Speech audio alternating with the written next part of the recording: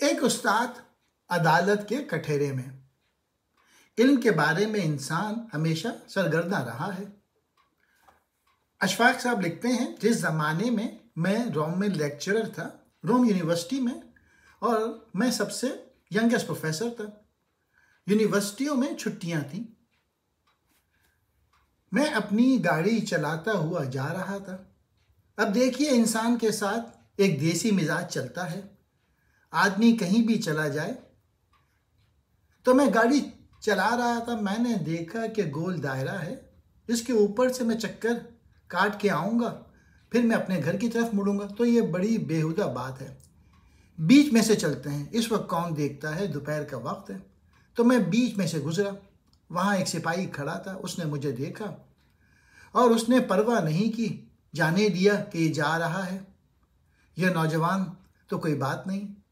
जब मैंने देखा शीशे में से गर्दन घुमा के, मुझे थोड़ा सा याद पड़ता है, मैं तंजिया मुस्कुराया, कुछ अपनी किस्मत के ऊपर और कुछ अपनी कामयाबी के ऊपर। इतने में मैंने सीटी की आवाज़ सुनी और उसने सीटी बजा के रोक लिया। अब वहाँ पर सीटी बजाना मौत के बराबर था। पहले सलूट किया।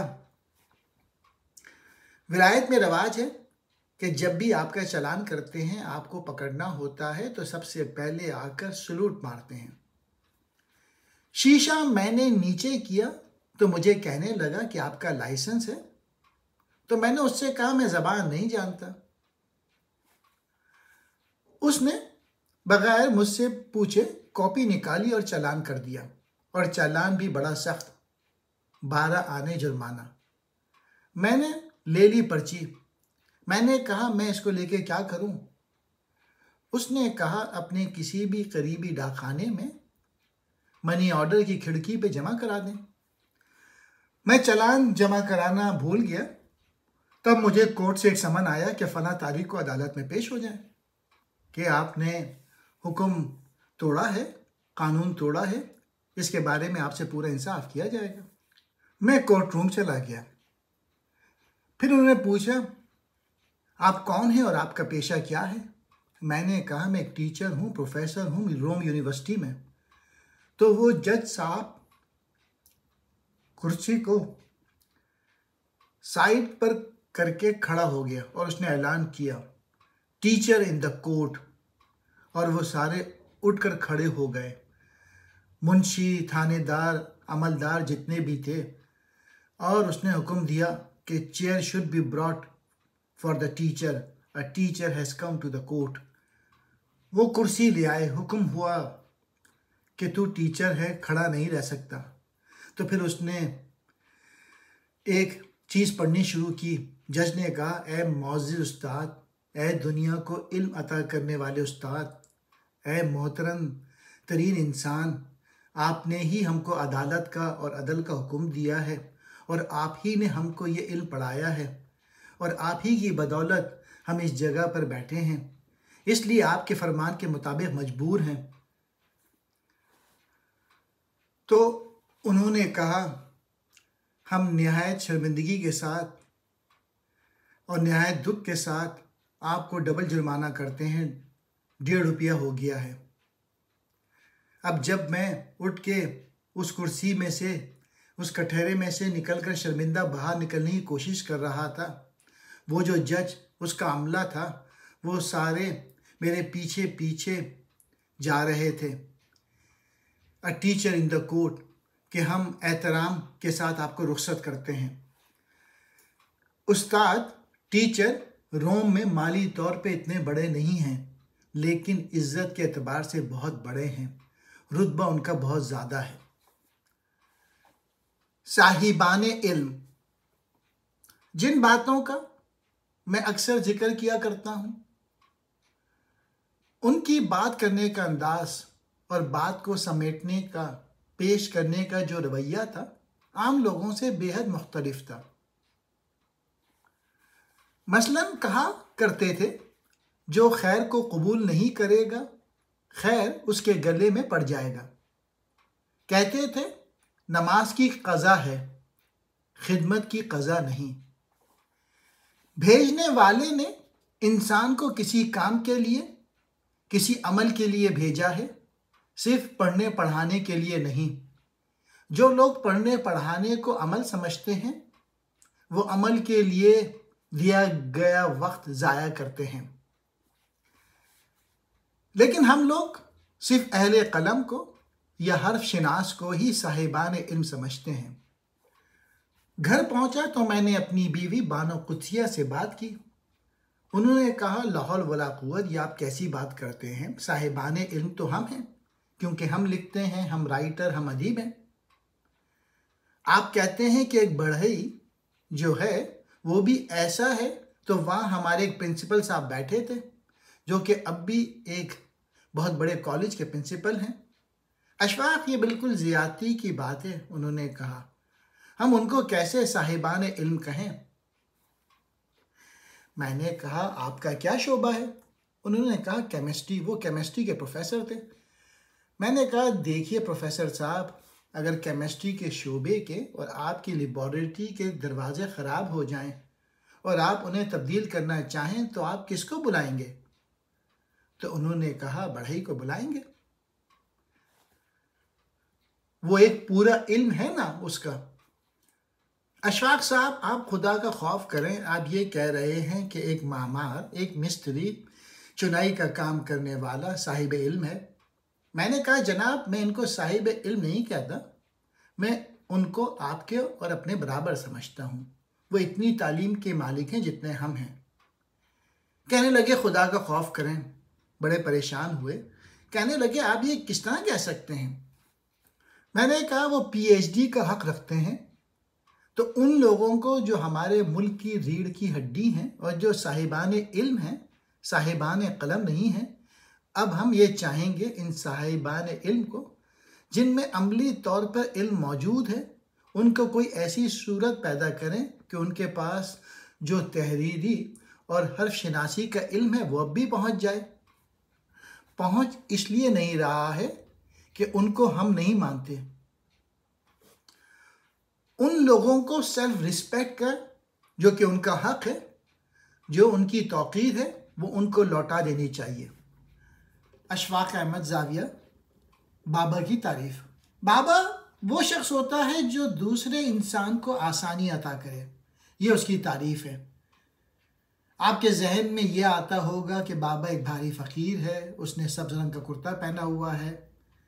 अशफाक अहमद लिखते हैं, मर्द, औरत, बच्चा, बूढ़ा, अधेड़, नौजवान, ये सब लोग कभी ना कभी अपने वक्त में बाबे होते हैं।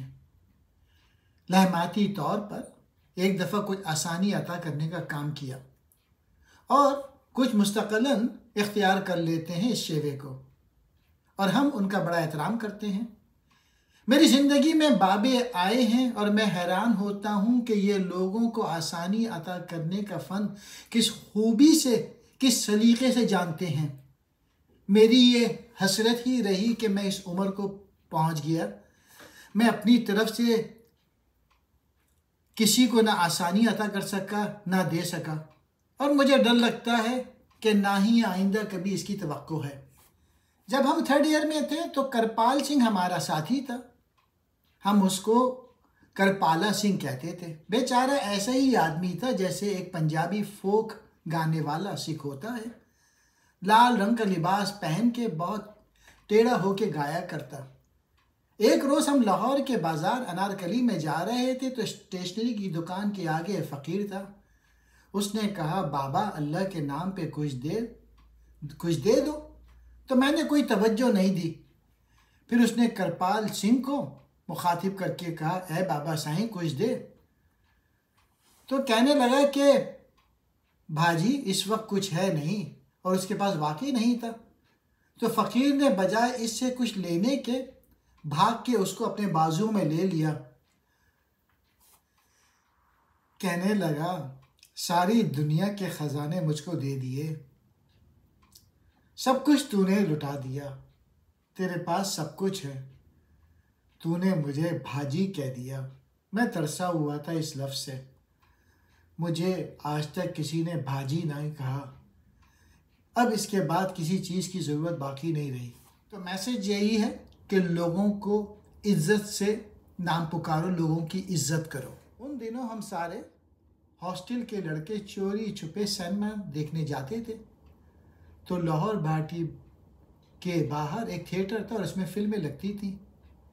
हम गए सिनेमा देखने, रात को लौटे तो अनारकली में बड़ी सख्त सर्दी थी।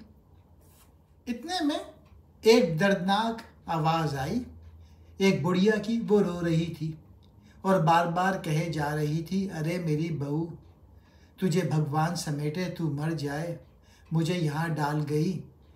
बहू और बेटे ने उस बुढ़िया को घर से निकाल के एक दुकान के फट्टे पर छोड़ गए थे। वो दुकान थी जगत सिंह की। हम सब ने खड़े होकर तकरीर करना शुरू कर दी। इसका आखिरी वक्त है और बेटा भी कितना जालिम था, इसकी बहू भी देखें कितनी जालिम थी कि उठा के उसको डाल गए। ये क्या नया तरीका है। हमने क्या देखा, करपाल सिंह वहाँ से गायब हो गया। हमने कहा पीछे रह गया या पता नहीं कहाँ रह गया। तो अभी हम तकरीरें कर रहे थे, इस बुढ़िया के पास खड़े होके वो बाइसाइकिल के ऊपर आया, बिल्कुल पसीना पसीना सर्दियों में, सांस ऊपर नीचे लेता। उसके हॉस्टल के कमरे में चारपाई के आगे एक पुराना कंबल होता था जो उसके वालिद ने दिया था। उसने वो कंबल बुढ़िया के ऊपर डाल दिया और वो उसको दुआएं देती रही। उसको नहीं आता था वो तरीका कि किस तरह तकरीर की जाती है, फ़न तकरीर से ना वाकिफ़ था। बाबा कहा करते थे, इंसान का काम है दूसरों को आसानी देना। अगर आप ज़िंदगी में कभी किसी शख्स को आसानी अता कर रहे हैं तो आप बाबे हैं। अगर आसानी नहीं अता कर रहे तो आप अपनी ज़ात के हैं। आपने अपने बचपन में देखा होगा, आपके महल्ले के, आपके गांव के, आपके शहर के बुज़ुर्ग जो थे, वो जब राह चलते थे तो अपनी छड़ी के साथ कोई केले का छिलका पड़ा हो या कोई ऐसी गिरी पड़ी चीज़, ईंट, रोड़ा हटाते चले जाते थे। मायूसी, ये जो मायूसी का भंवर होता है, ये बड़ा जालिम गर्दाब होता है। इसके किनारे किनारे पर आदमी घूमता रहे तो बचने की कुछ उम्मीद होती है, लेकिन जब बहुत गहरा उतर जाए तो फिर बचने की कोई आस बाकी नहीं रहती। मैं अभी एक ऐसी महफिल से उठकर आया हूँ जहाँ नौजवान लड़के और लड़कियाँ अपने मौजूदा हालात पर तबसरा कर रहे थे और उनके अंदर मायूसी और नाउम्मीदी की वैसी कैफियत पैदा हो गई थी जैसी कि किसी ज़माने में जब हम उनकी उम्र में थे। हमारे ज़माने में चूंकि कोई साइकाट्रिस्ट, कोई डॉक्टर, कोई माहिर नफ्सियात नहीं थे, इसलिए हम अपने दुख का मदावा करने के लिए उन बड़ों की तरफ भागते थे जिनके पास कोई ऐसा पोशीदा नुस्खा ज़रूर मौजूद होता जिसको आप हमारा बाबा कह लें तो वो हमारी मुश्किलात के हल ढूंढ कर हमें दे सकते थे। जब हम बाबों से पूछते थे कि आप ऐसा नुस्खा कहाँ से हासिल करते हैं तो वो कहते थे कि आप भी ये फ़न तिबे रूहानी का इल्म सीख सकते हैं, इसको सिर्फ खोलना होता है और उसके हवाले कर देना होता है। हम बड़ी गहरी मायूसी के दौर से गुजर रहे हैं तो उन्होंने कहा, आपको कम से कम मायूस होने का और नाउम्मीद होने का कोई हक नहीं है। वो लोग जो आपसे पहले गुजर गए या जिनका कोई नामो निशान बाकी ना रहा, जिनके बारे में लोग जानते नहीं हैं या जिनका सफ़े हस्ती पर कोई मवाद तहरीर नहीं, उनको तो मायूस होने का हक है, लेकिन आपको हक नहीं। बाबे कहते थे, आप इतनी अरफा कौम हैं और आपके इर्द गिर्द चलने वाले, ये तांगे वाले, वेल्डिंग करने वाले, ये लोहार, ये प्रोफेसर, ये डॉक्टर, ये सारे के सारे अगर ये मौजूद हैं, अगर आज हैं, तो कुदरत छाट छाट कर उनको लाई है और कुछ लोगों को अपनी छलनी में से गुजारते हुए ले आई, तो आप कैसे मायूस हो गए? बड़ी बेहयाई की बात है कि अगर आप मायूस हैं, नाउम्मीद हैं या नामुरादी में दाखिल हैं, बावजूद इसके कि अल्लाह बार बार फरमाता है मेरी रहमत से नाउम्मीद ना होना, इसमें बड़ा कोई राज है, तो फरमाया है फरमाने वाले ने कि चूंकि आपकी ज़िंदगियों में ख्वाहिश, आरजू, डिज़ायर इतनी गहरी उतर चुकी है कि आप सवाए मायूसी की बैटरी का चार्ज लेने के इस डिज़ायर को रख लेते हैं, क्योंकि हर लम्हे आपके अंदर किसी न किसी शय की ख्वाहिश पैदा होती है और वो ख़त्म नहीं होती, इसलिए आप मायूसी के साथ चलेंगे। जब ख्वाहिश कम होती चली जाएगी और आपकी वो जायज़ डिज़ायर्स आपके साथ रहेंगी, वो ख्वाहिशें रहेंगी, वो आरजुएँ रहेंगी जो कि रहनी चाहिए, फिर आपको कभी मायूसी नहीं होगी। आपको पता है, बाबे कहते हैं कि बुलबुल को पता नहीं होता कि मौत आ रही है, वो गाना गा रही होती है और मौत आ जाती है। आप हर रोज़ मरते हैं, हर रोज़ खौफज़दा होते हैं, खौफ के मारे आपका दम वक्त से पहले ही निकला होता है। चिड़िया को उसका नहीं पता, घोड़े को नहीं पता, शहर को नहीं पता, वो बड़े मज़े से आज़ादी के साथ चले जाते हैं, क्योंकि उनके अंदर ये डिज़ायर नहीं है जो हमारे अंदर इश्तिहाल पैदा करती है, ये हमारे अंदर तस्वीर पैदा करती है। तस्वीर हमारे यहाँ मना है और आम तौर पे समझदार सियाने बड़े कहते हैं ये क्यों मना है। तस्वीर आपके अंदर ख्वाहिशात का बहुत बड़ा ज़रिया है। मसलन आप बहुत आले दर्जे के साबुन से नहीं नहा सकते, तो लाल साबुन है ना, तो उससे नहा सकते हैं, इसमें ऐसी खराबी की बात नहीं। नाशुक्रा इंसान, कुछ चीज़ें जो खुदा की तरफ से होती हैं हम उसे अल्लाह की मसलहत कहकर अपने आप को तसल्ली देने की कोशिश करते हैं और इसके सिवा चारा भी नहीं होता। अगर आप गौर करेंगे तो मुश्किलात इतनी ही शदीद होती हैं जितना कि आपने उनको बना दिया होता है, और वो आपकी सारी ज़िंदगी का एक हिस्सा होती हैं, सारी ज़िंदगी नहीं होती।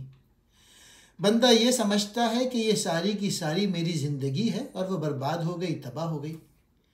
एक बादशाह के अहद में एक गरीब आदमी था, गांव का रहने वाला, लेकिन वो सूफ़ी था, बहुत ही गरीब आदमी। रूहानियत से उसका गहरा ताल्लुक़ था। उस गरीब आदमी के पास एक खूबसूरत घोड़ा था, आला दर्जे का घोड़ा। दुनिया उसे देखने के लिए आती। उसने बड़े प्यार के साथ अपने घर के करीब एक छोटे से इस्तबल में रखा हुआ था। उसका इश्क और कुछ नहीं था, उसके पास इस घोड़े के अलावा और कुछ नहीं था। बादशाह वक्त को पता चला कि एक घोड़ा उसके पास है जो कि बहुत आला दर्जे का है, तो ये हासिल करना चाहिए। तो बादशाह अपने हवारियों के साथ, अमीरों वज़ीरों के साथ उसके पास आया, कहने लगा, ए फ़कीर, मांग क्या मांगता है इस घोड़े के बदले? उसने कहा, हुजूर, ये बिकाऊ माल नहीं, ये बेचा नहीं जा सकता। बादशाह ने कहा, नहीं, हम तुझे मुंह मांगी कीमत देंगे, आधी सल्तनत ले ले, घोड़ा मुझे दे दे।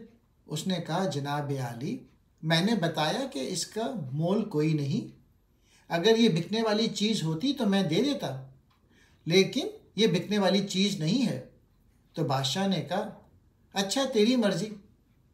जब बादशाह चला गया तो गांव के लोगों ने कहा, तू कितना नालायक, बेवकूफ़ और कितना जाहिल है कि बादशाह वक्त तेरे पास आया, उसने आधी सल्तनत ऑफ़र की।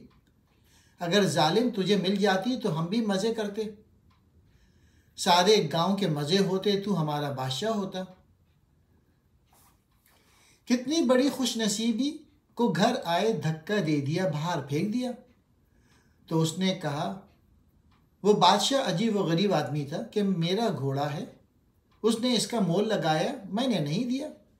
इसमें खुशनसीबी या बदनसीबी की क्या बात है? ये तो मेरी ज़िंदगी है, मेरा घोड़ा है, खुश नसीबी तुम किधर से निकाल रहे हो? मैं नहीं देता। उन्होंने कहा, तू ज़िद्दी आदमी है, और वो ये कह के चले गए। थोड़े अरसे बाद क्या हुआ, सुबह उठा चारा डालने के लिए तो वहाँ देखा कि अस्तबल में घोड़ा नहीं है, अस्तबल खाली था। गांव के लोग आए, रोते पीटते, कहने लगे, हमारे गांव का हुस्न तबाह हो गया। तुझसे कहा था ना कि बादशाह वक्त के साथ जोर आजमाई नहीं करते, तेरा घोड़ा तेरे पास नहीं रहा। तेरे साथ बड़ा जुल्म हो गया, तू तबाह हो गया, बर्बाद हो गया। उसने कहा, मैं कहाँ से तबाह हो गया, कहाँ से बर्बाद हो गया? एक घोड़ा था, छोटी सी चीज़ थी। मेरी ज़िंदगी तो बहुत बड़ी है, ये उसका एक हिस्सा था। हिस्से के ऊपर मेरी सारी ज़िंदगी को क्यों फैला कर कह रहे हो कि चूंकि तुम्हारा घोड़ा चला गया इसलिए तुम बर्बाद हो गए? मामूली सी बात है। उन्होंने कहा, नहीं, तू बेवकूफ़ आदमी है, तुझे अल्लाह ने अकल ही नहीं दी। वो फिर वापस चले गए। कोई 1 महीना 11 दिन के बाद उसका घोड़ा वापस आ गया। उसके साथ 11 नए जंगली घोड़े थे। वो कहीं भाग गया था जंगल में, और जंगल में जाके उन्हें सेट कर रहा था, और वो सारे उसके इश्क में मुब्तला हो गए। तो 11 घोड़े नए आला दर्जे के साथ लेके आ गया। जब उसने देखा तो बहुत खुश हुआ। उसने रस्से डाल के सबको वहाँ खड़ा कर दिया। गांव के लोग आए, उन्होंने कहा, तू बड़ा खुशनसीब है, तेरा घोड़ा खो गया था और देख तुझे कमाल की चीज़ ला कर दी। उसने कहा, मेरी कहाँ खुशनसीबी है, घोड़ा था चला गया, वापस आ गया। तो मेरी ज़िंदगी कुछ और है और तुम एक वाक़या पकड़ लेते हो। तुम इतने नालायक लोग हो, समझते नहीं। तुम आकर कहते हो क्या खुशनसीबी है। वो जो घोड़े जंगल से आए हैं वो जंगली घोड़े थे, अब उनको सजाना बड़ा मुश्किल काम था। तो उस आदमी का एक अकलौता बेटा था, बहुत प्यारा, जी जान से अजीज़ था। एक बाप था, एक बेटा था। उसने कहा, बाप, ये जंगली घोड़े हैं, मैं इनको सुधारूंगा। चुनांचे वो घोड़े को पकड़कर उनके मुंह में लगाम दे के उसके ऊपर चढ़ा और उनको सुधारने के लिए जंगल ले गया। दूसरे दिन फिर जब वो जंगली घोड़े पे चढ़ा तो गिर गया, उसकी रान की हड्डी टूट गई और ज़मीन पर तड़पने लगा। उसका बाप आया, उसको उठा के ले गया। गांव के लोग रोते पीटते आए, तेरी बदकिस्मती है, तेरा एक ही बेटा था, तू तो मारा गया, तबाह हो गया, बर्बाद हो गया। इतना जवान साल बेटे, उसकी रान की हड्डी टूट गई। उसने कहा, भाई, इसमें मेरी बदकिस्मती किधर से आ गई? ये मेरी ज़िंदगी का एक हिस्सा है, एक बेटा है, बेटे की रान टूट गई है, मुश्किल आई है तो ठीक है। तुम मुझे सारे के सारे क्यों कह देते हो कि तू मारा गया, तू बर्बाद हो गया, तेरे घर में बदनसीबी आ गई। थोड़े दिनों के बाद बादशाह की करीबी हमसाया बादशाह से जंग लग गई। जंग तूल इख्तियार कर गई तो बादशाह वक्त को जबरी भर्ती की ज़रूरत पड़ी। उसने गांव-गांव में नौजवान बच्चों को ज़बरदस्ती भर्ती कर लिया। जितने खूबसूरत, तगड़े, मजबूत बच्चे थे उनको कान से पकड़ कर जंग में ले गए। उसके बेटे की टांग टूटी हुई थी, वो किसी काम का ही नहीं था, वो उसे छोड़कर चले गए। गांव के लोग उसके पास आए, कहने लगे, यार, हमारे तो प्यारे बेटे थे, सबको हाँक कर ले गए, तू बहुत अच्छा रहा, खुशकिस्मत है। उसने कहा, यार, तुम बंदे इस काबिल नहीं हो कि तुम्हारे साथ रहा जाए। ये गांव ही नालायक लोगों का है जो ज़िंदगी के एक छोटे से हिस्से को सारी ज़िंदगी में फैला के उसका नतीजा निकाल देते हैं। तो मैं माफ़ी चाहता हूँ, मैं तुम्हारे दरमियान नहीं रहूँगा और मेरी और तुम्हारी जुदाई है। चुनांचे वो अपने घोड़े और बेटे को लेके किसी और गांव चला गया। इसका यह फ़लसफ़ा चीनी फ़लसफ़ा है, दायरे का एक बहुत बड़ा हिस्सा बनाकर ज़िंदगी को समझने और जांचने के लिए कभी मत कहिए। आपकी ज़िंदगी में अगर कोई बुरा वाक़या हुआ है, कोई एक धब्बा आया है कि वो सारी की सारी आपकी ज़िंदगी पर मुहित हो गया है। लेकिन इंसान का ये ख़ासा है कि जब ज़रा सी तकलीफ़ पड़ती है तो वह चीखता चिल्लाता है। जब ज़रा सी खुशी का लम्हा आता है वो उसको भी फैलाता है कि मैं सारा का सारा खुश हो गया हूँ। हालांकि इसमें खामियां, कमज़ोरियां, कोताहियां बदस्तूर मौजूद होती हैं।